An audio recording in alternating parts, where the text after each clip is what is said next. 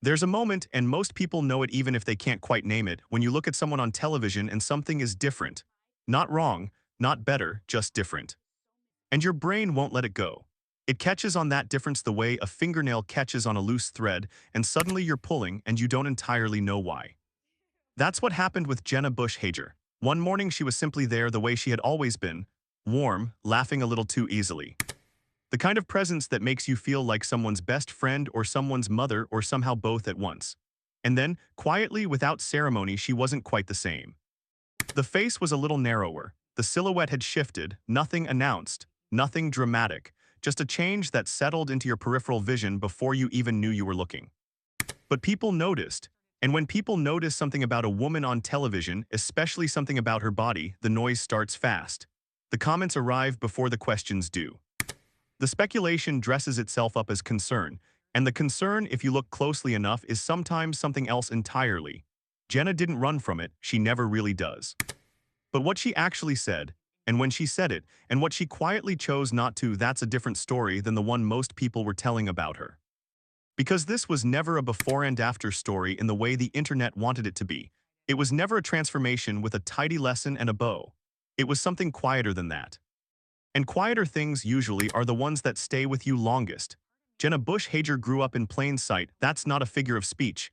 She was the daughter of a governor, then a president. Her teenage years unfolded in front of cameras she never chose. Her early 20s became a kind of national tabloid chapter, parties, photographs.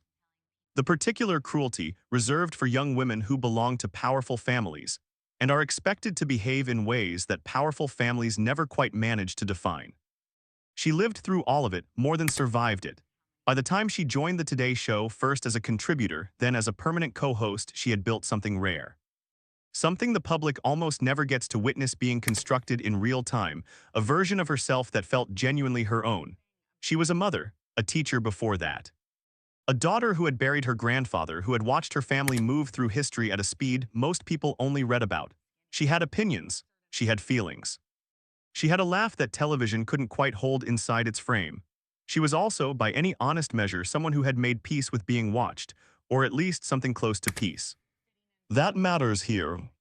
Because the story of her body, what people said about it, and what she said back, cannot be understood without understanding who she is inside the very specific condition of visibility.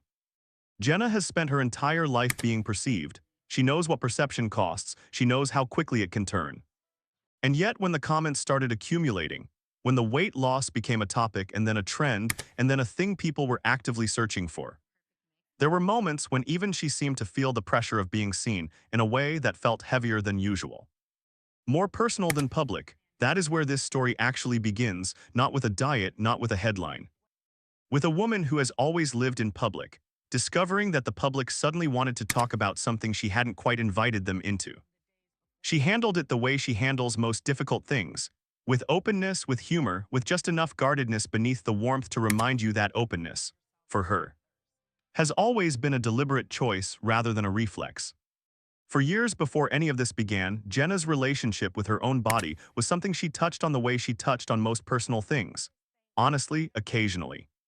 And always on her own schedule. She talked about motherhood and what pregnancy does to you. The way your body becomes a record of experiences you didn't fully anticipate. She talked about her grandmother, Barbara Bush, a woman whose appearance was perpetually managed and publicly measured against expectations that had very little to do with who she actually was. There is a lineage in that family of women learning to exist inside scrutiny, of women figuring out, generation by generation, what they owe the watching world and what they get to keep. Jenna was never obsessive about health in the way television culture can quietly demand. She didn't anchor her personality to wellness. She wasn't the host who mentioned her morning run between commercial breaks, or name-dropped a nutritionist the way other people name-drop resume lines. She seemed genuinely more interested in living than in optimizing, more interested in being present than in being disciplined. Her co-hosts have described her off-camera self as largely continuous with who she is on screen. The warmth isn't a performance, the humor isn't a character, the ease isn't constructed. That version of Jenna, settled, comfortable, grounded in something that didn't require constant maintenance, was who viewers knew walking into this chapter of her life. She wasn't searching for change, She wasn't talking about goals or intentions. And then, gradually, without announcement, something shifted. It didn't arrive with a press release or a carefully crafted Instagram caption. It arrived the way most real changes do, slowly, at first barely perceptible, until one day it was all anyone seemed to want to discuss. The comments moved in the way they always do now, quickly. In volume, across every platform simultaneously. Some were kind, some were not. Most were framed as questions, because that is the way the internet has learned to make observation sound polite while still making it feel like surveillance. What's important to understand is that Jenna Bush Hager did not initiate this conversation. She didn't walk into a press conference and announce a journey. The conversation began with her audience, viewers who watched her every weekday morning, who tracked her face the way you track the face of someone you see more regularly than you see some members of your own family. They noticed the change accumulating over months. The face was different, the way clothes fell differently. And because the internet has made curiosity nearly indistinguishable from entitlement, people asked. Loudly, persistently. The questions gathered into two camps. There were those who were worried genuinely, or doing a convincing impression of genuine, asking whether she was okay, whether something was wrong. Whether the change was the visible edge of something difficult happening beneath the surface. And there were those who were celebratory in ways that felt a little too enthusiastic, a little too relieved. The kind of praise that accidentally exposes the judgments that had always been quietly running underneath. Jenna, to her credit, didn't let it run. In the fall of 2023, she addressed her appearance directly on air. She didn't make it a moment.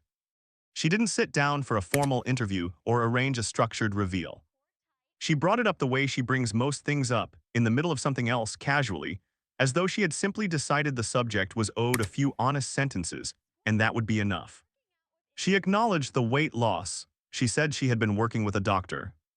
And she referenced medication, specifically, a class of drugs that had become, by that point, one of the most discussed and most contested pharmaceutical stories in American culture.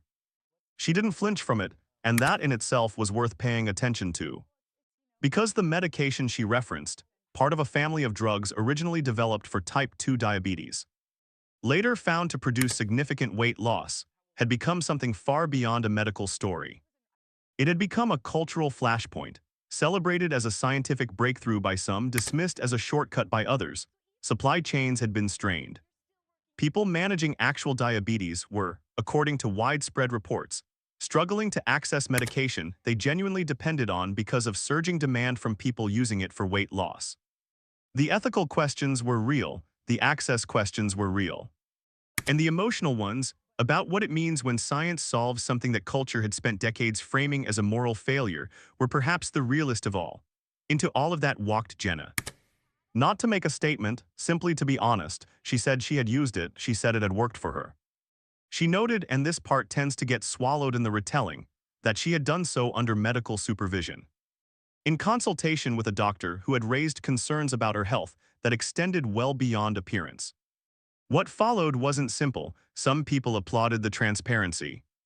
Some used her admission as a new entry point into the broader argument about whether these medications were a solution or a symptom of something culturally broken. Some questioned whether wealthy, well-connected women speaking casually about prescription, weight loss medication, was helpful or harmful to a public conversation already pulled in too many directions. And there were others who felt something harder to articulate. Women who had spent years being told their weight was a matter of discipline, of choices, of willpower. Women who had internalized a particular and specific shame about their bodies, a shame that culture built carefully and quietly over many years. And now there was a door opened by medicine, not by effort, and the question of who could walk through it, and at what cost, and what it meant if you couldn't, was not a question anyone was answering cleanly. Jenna didn't claim to have those answers, she didn't try. But by speaking as plainly as she did, she cracked something open that had been sealed for a long time. Because when a woman that visible, that trusted, that woven into the daily rhythm of millions of living rooms says yes, this is something I did, it becomes easier for people watching her to ask questions they hadn't found language for before. That has a kind of weight that has nothing to do with numbers on a scale. What she said next, though, that's where the story becomes something more than a headline. Because Jenna didn't stop at the medication. Over the following months, in interviews and in those unguarded on-air moments she has always seemed to move through so naturally, she talked about how this had all felt. Not just physically. Emotionally. She talked about the particular strangeness of receiving compliments about weight loss. The discomfort of being told you look wonderful in ways that implicitly contain a judgment about how you looked. Before, she talked about her children and what she thinks about when she imagines what they absorb from watching her navigate her own body. She talked about the women in her family and the inheritance of existing publicly in a female body across generations of scrutiny. She was clear that the motivation had never been about looking better on camera. She said that explicitly and more than once. Her doctor had raised health concerns. There were numbers, cholesterol, blood pressure, the kind of internal markers that don't care about lighting or camera angles that had made the conversation necessary. And she said something that deserved more attention than it received. She said that she had always loved food, not as a problem, not as something to be managed or overcome. As a genuine, uncomplicated source of joy, and that whatever version of health she was working toward had to leave room for that. Had to protect that relationship rather than quietly dismantle it in service of a smaller dress size. That distinction between pursuing health and waging war on your own appetite is not always easy to hold clearly in your mind, let alone say out loud to millions of people. It takes a kind of self-awareness that doesn't come automatically. And it takes something closer to courage to say it, knowing the internet will flatten it into a simpler story the moment you finish speaking. She said it anyway. That feels like the part worth carrying with you. What Jenna Bush Hager's experience ultimately reveals is something much older and much quieter than any conversation about medication or morning television or cultural trends. It's the specific, persistent, exhausting condition of being a woman who is watched, not occasionally, constantly. She has lived inside that condition since childhood, before she had the tools to navigate it. She has moved through multiple decades, multiple versions of herself, multiple chapters of a life that has rarely been fully private. And each time her body became a topic, in pregnancy after pregnancy, now in this, she has had to make the same calculation again. How much to offer, how much to protect. Where to draw the line that the public cannot see but she can feel. That negotiation takes something out of a person in ways that are genuinely difficult to measure from the outside. Her visibility is her work. It is also, in some ways, her inheritance. She did not choose to be a president's daughter. She did not choose to have her face become a piece of American furniture, recognizable across millions of living rooms for more than 2 decades. She chose the Today Show, yes, but she did not choose for her body to become the story inside the story, and yet she keeps showing up. She keeps choosing honesty in moments when deflection would have been easier and perfectly defensible. She keeps trusting that the people watching her are capable of sitting with something more complicated than a before and after image. That trust in her audience, it's worth noticing. It's worth naming because she could have said nothing.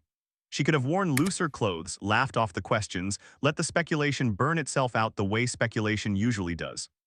Plenty of people in her position make exactly that choice, and no one could reasonably fault them for it. She chose something different, not because it served her better, not because it was safe, but because it seemed, from every word she's chosen and every moment she's moved through, like the only version of herself she actually knows how to be. There is something both genuinely admirable and quietly complicated about that. About a woman who has given so much of herself to public life that honesty has become almost structural, built into the way she moves, the way she speaks. Even the moments when protection might have made more sense. We are living in a time when bodies are more discussed and less understood than perhaps any point in recent memory. We have more language for what happens inside them, more science, more medication, more platforms for the conversation to run across. And yet the old moral weight of thinness and size and appetite hasn't gone anywhere. It is still operating. It has simply learned to speak in the vocabulary of wellness and self-care and healthy choices. And underneath those softer words, the same judgments run. Jenna Bush Hager's story exists inside all of that. She is not a cautionary tale, she is not a triumph. She is a person, specific, complicated, warm, occasionally guarded. Always more interesting than the headline, who moved through something personal in a very public way, and chose to speak about it with more honesty than anyone was actually owed. What stays with you when you sit with this story carefully is not the weight itself. It's the texture of how she talked about it, the humor she used to stay open without fully exposing herself. The way she kept turning back toward her children, her family. The people and relationships that actually anchor her. Anytime the conversation threatened to reduce her to a measurement or a before and after photograph. There are women who watched her and recognized something. Women who have stood in front of mirrors with feelings they couldn't find words for. Women who have heard the same unsolicited commentary about their bodies that Jenna heard, without the platform to respond to it or the visibility to redirect it. Women who carry complicated relationships with food and medication, and what health is actually supposed to feel like, when it's always been framed as something you earn through suffering rather than something you deserve simply by existing. For some of them, watching her speak plainly, without performance, without apology, probably meant something real. Not because she had answers, but because she was honest about not having them. The questions she left open, about what it means to change your body with medical help, about what transparency costs and what it gives back, about what it looks like to live this visibly and remain this fully yourself, those questions don't resolve. They're not supposed to, but they are worth sitting with. They deserve more than a headline. They deserve exactly the kind of attention that she quietly, persistently asked us to give them. If this story stayed with you, if something in it made you think differently or feel something you weren't expecting, leave that thought in the comments. Those conversations matter more than they might seem to from the outside. And if you want to keep finding stories told this way, carefully, without easy answers, without judgment dressed up as concern, consider subscribing. Every story here begins from the same place this one did, with the belief that the quieter things are usually the ones most worth listening to. We'll see you in the next one.